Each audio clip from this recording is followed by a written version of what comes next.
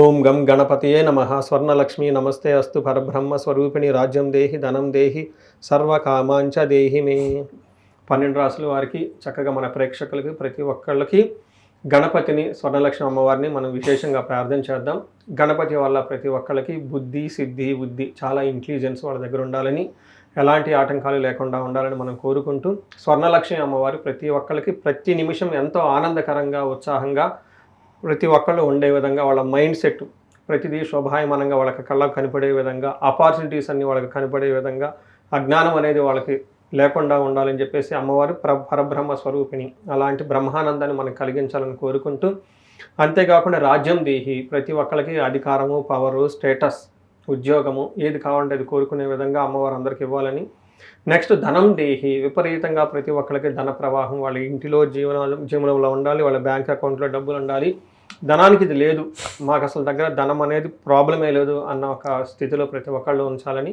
సర్వకామార్థ సిద్ధి వాళ్ళు ఏ క్షణం అయితే ఏదైతే కోరిక కోరుకుంటున్నారో ఆ క్షణం ఆ కోరిక తప్పకుండా ఇమ్మీడియట్గా నెరవేరాలని చెప్పేసి అమ్మవారిని మనం ప్రార్థన చేస్తూ, స్వర్ణలక్ష్మి అమ్మవారిని ప్రతి ఒక్కరికి అమ్మవారి యొక్క కరుణా కృప ఉండాలని, జీవితంతో ఉన్నతంగా ఎదగాలని చెప్పేసి మనం కోరుకుంటూ, సూర్యుడి గురించి సూర్యుడి యొక్క విశిష్టత తెలుసుకుందాం ముందు. తద్వారా మనం 12 రాశులు ఎలా ఉందో తెలుసుకుందాం. మనకి మకర సంక్రమణ అని మకర సంక్రాంతి సెలబ్రేట్ చేసుకుంటాం కదా. సూర్యుడు మకర రాశిలోకి ప్రవేశించినప్పుడు అలా మనకి ఒక సంవత్సరంలో 12 సంక్రమణాలు ఉంటాయి. ఒక్కొక్క రాశిలోకి సూర్యుడు ప్రవేశించినప్పుడు ఆ రాశి పేరుతో మనం ఆ సంక్రమణ అంటాం. ఇప్పుడు మనకి వృషభ రాశి నుంచి మిథున రాశిలోకి సూర్యుడు ప్రవేశించడంతో దాన్ని మనకి మిథున సంక్రమణ అంటారు. ఇది 30 రోజులు ఉంటుంది. అంటే సూర్యుడు మిథున రాశిలో ఉండటం వల్ల మిగతా 12 రాశుల వారికి ఎలా ఉండబోతుంది అనేది ఈరోజు మనం చర్చించుకుందాం. దానికి ముందుగా అసలు సూర్యుడి యొక్క ఇంపార్టెన్స్ ఏంటి జ్యోతిష శాస్త్రం ప్రకారం. రెండోది, సూర్యుడు మన డే టు డే లైఫ్లో ప్రతి ఒక్కరికి ఏ విధంగా అసోసియేట్ అయ్యి ఉంటాడు, ఏ విధంగా సంబంధాన్ని కలిగి ఉంటారని మనం తెలుసుకుందాం. ఫస్ట్ సూర్యుడు వచ్చేటప్పటికి మనకి 8 రకాలుగా జ్యోతిష శాస్త్రంలో మనకి సంబంధం కలిగి ఉంటుంది. ఫస్ట్ ఏమని చెప్తారంటే ఆత్మకారకుడు, అంటే సెల్ఫ్ కాన్ఫిడెన్స్. తర్వాత మనకి వైటాలిటీ, స్ట్రెంగ్త్, సోల్ బలం అనమాట. ఆత్మబలం అంటారు చూడండి, ఆత్మబలం అంతా ఇదంతా మనకి సూర్యుడి గురించి చూపిస్తూ ఉంటారు. రెండోది రాజ్యం, అంటే అధికారము, గవర్నమెంటు, పవర్ ఇదంతా చూపిస్తూ ఉంటారు. దాంతోపాటు తండ్రికి సంబంధించిన వ్యవహారాలు, ఫాదర్లీ ఫిగర్ లాంటికి సంబంధించిన వాళ్ళు కూడాను మన లైఫ్లో రిప్రజెంట్ చేసేది సూర్యుడు భగవానుడు అని చెప్పుకోవాలి. రెండోది యశస్సు, కీర్తి ప్రతిష్టలు అంటారు. కొంతమంది కీర్తి ప్రతిష్టలు చాలా విపరీతంగా ఉంటాయి. కొంతమంది ఇద్దరు సేమ్ జాబ్ చేస్తున్నారు, కొంతమంది కీర్తి ప్రతిష్టలు విపరీతంగా ఉంటాయి, కొంతమంది అసలు కీర్తి ప్రతిష్టలు ఉండవు, ఏదో చేస్తున్నాడు అనుకుంటూ ఉంటారు అనమాట. చుట్టాల్లో కొంతమంది గౌరవం ఉంటుంది, చెప్పుకుంటూ ఉంటారు వాళ్ళ గురించి. అదంతా యశస్సు అంటారు అనమాట. అంతేకాకుండా పదవి, ఏదైనా పవరు, స్టేటస్, ప్రమోషన్స్ ఇవన్నీ రావడానికి కూడా సూర్య భగవానుడి కారకుడు. అధికారం, వాటితో పాటు తేజస్సు, కాంతి, ముఖంలో వైటాలిటీ అంటారు చూడండి, ఇదంతా. దీంతో కూడా ఆరోగ్యం. ఫైనల్గా ఇలా 8 రకాలుగా ప్రతి ఒక్కళ్ళకి కూడాను సూర్య భగవానుడికి మనకి అనుసంధానం ఉంటుంది. ఆరోగ్యం చక్కగా ఉండాలన్నా కానీ సూర్యుడి యొక్క కృప మన మీదకు ఉండాలి. ఎవరి జాతకంలో అయితే సూర్యుడు సరిగా లేరు వాళ్ళ ఆరోగ్యం కూడా సరిగా ఉండదు అని చెప్తూ ఉంటారనమాట. ఈ ప్రకారంగా 8 రకాలుగా సూర్య భగవానుడు ఇండివిజువల్ ప్రతి ఒక్కళ్ళ జీవితంలో ప్రభావాన్ని కలిగిస్తూ ఉంటారు. అయితే ఈ మార్పు వల్ల 12 రాశుల వారికి ఎలా ఉందో కూడా మనం తెలుసుకోవచ్చు అనమాట. సో మనం వృశ్చిక రాశి చూస్తే వీళ్ళకి 8వ స్థానంలో సూర్యుడు ఉన్నాడండి. 8వ స్థానంలో ఏ గ్రహం ఉన్నా కానీ అంత మంచి రిజల్ట్ ఇవ్వదు జ్యోతిష శాస్త్రం ప్రకారంగా.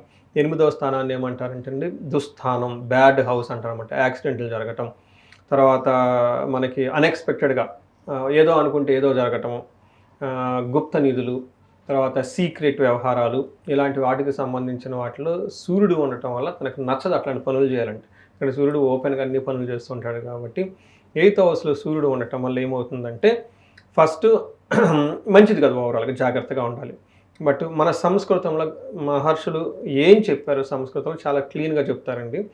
అందులో నేను ఇలా అనేదో చెప్పేదానికంటే వాళ్ళు చెప్పి ఇంటర్ప్రిటేషన్ చేస్తే చాలా బాగుంటుంది. ఫస్ట్ వీళ్ళకి దుర్దోష శత్రు సంవాదం, వీళ్ళకి చెడ్డ బుద్ధి కలుగుతుందండి. ఎందుకంటే రాజు ఎప్పుడు డిగ్నిటీగా కూర్చొని అంటే బాగుంటుంది. అంటే రాజుని తీసుకెళ్ళి చీకటి కొట్లో పెట్టామనుకోండి, ఎట్లా బయటకు వెళ్ళాలి, లేదా ఏం చేయాలి, రాజుకు కోపం వచ్చేస్తుంది. అందుకని చెడు ఉద్దేశాలు కలుగుతూ ఉంటుందంట. శత్రు సంవాదం, శత్రువులతో పోయి వీళ్ళే గొడవలు పెట్టుకుంటారు. మనకి ఏం చెప్తారు, మంచిని ఒక పావుల పెట్టి కొనుక్కోవాలి, ముప్పాల పెట్టి చెడును వదిలించుకోవాలని సామెత చెప్తూ ఉంటారు. చెడు ఉద్దేశం, అప్పటిదాకా బాగా డిగ్నిటీగా హుందాగా ఉండాలనుకున్న వాళ్ళు మనము సీక్రెట్గా ఏదైతే వ్యవహారాలు చేద్దామని ఆలోచన ఉంటుంది.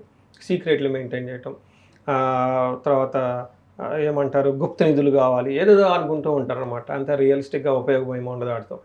తర్వాత దుర్దోష శత్రు సంవాద, శత్రువులతో గొడవలు పెట్టుకుంటూ ఉంటారు. గమన గమన వ్యధ అంటే ప్రయాణాలు చేస్తే అందులో చాలా బాధలు పడుతూ ఉంటారు. దుఃఖ వార్త శృతం చైవ, ఒక దుఃఖాన్ని కలిగించే వార్త అయిన అవకాశం ఎక్కువగా ఉంటుంది. అష్టమస్త యథా రవిహి అని చెప్తారన్నమాట. 8వ స్థానంలో రవి ఉండటం వల్ల ఇవన్నీ జరుగుతూ ఉంటాయని తెలుసుకోవాలి.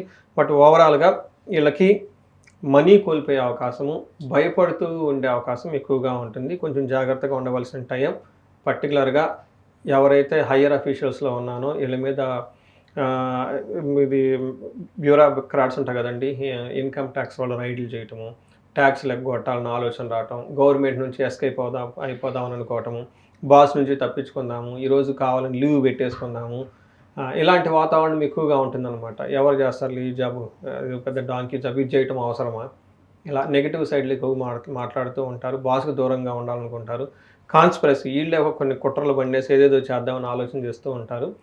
బట్ ఇవన్నీ అవాయిడ్ చేస్తే చాలా మంచిదండి. ఎప్పుడైనా వెన్ యూ ప్రొటెక్ట్ ధర్మ, ధర్మ will protect you back. Okay. ధర్మో రక్షిత రక్షిత అన్నట్లు కొన్నిసార్లు ఇబ్బంది ఉన్నప్పుడు కూడాను ఎప్పుడైతే ధర్మాన్ని పట్టుకొని మనం ఉంటామో, ఈ 30 డేస్ తర్వాత నార్మల్ అయిపోతారు. ఈ టైంలో చేయకూడని పనులు చేస్తే ఆ తర్వాత మళ్ళీ ఇబ్బంది పడవలసి వస్తుంది కాబట్టి కొంచెం జాగ్రత్తగా ఉండటం ఎంతైనా అవసరమండి.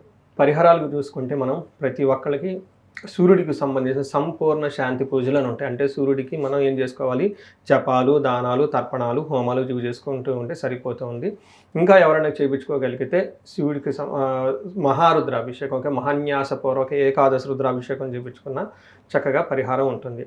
ముఖ్యంగా నేను ఎవరికైతే వయసు 35-45 సంవత్సరాలు ఉంటుందో వీళ్ళకి ఒక రీసెర్చ్ లాగా చేస్తూ ఉన్నాను.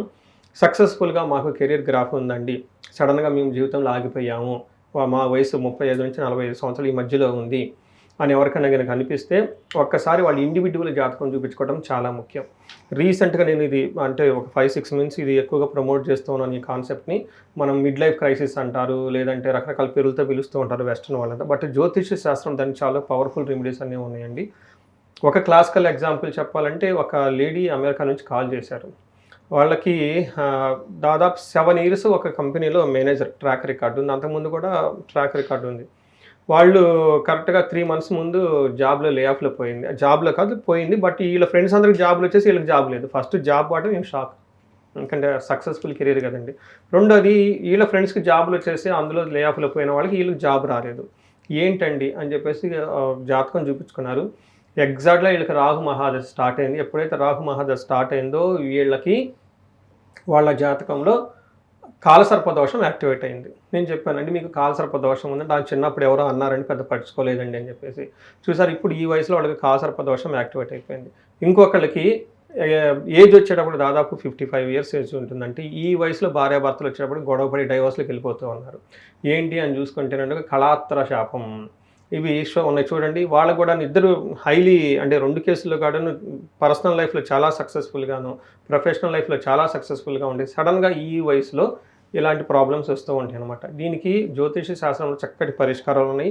వాళ్ళ ఇండివిడ్యువల్ జాతకంలో ఏమేమి దశలు నడుస్తున్నాయి, వారి యొక్క గ్రహాలకు సంబంధించిన ఏమైనా దోషాలున్నాయి అవి తెలుసుకొని ఆ పూజలు చేపించుకోవటం, ఏమైనా శాపాలు ఉన్నాయి ఇవి చాలా క్లిష్టంగా ఉంటాయి. శాపాలు వచ్చినప్పుడు చాలా డీప్ రూటెడ్ అనమాట.